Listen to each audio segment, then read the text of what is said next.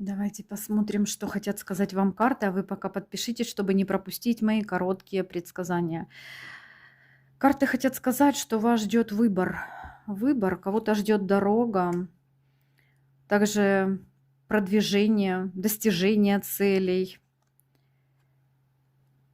Выбор, выбор также, выбор какой-то будет. Вести ждите, желание исполнится. Возможно, вы обладаете сакральными знаниями.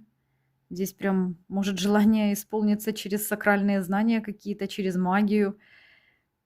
Ждите успех. Успех будет у вас. Прям вы к успеху идете.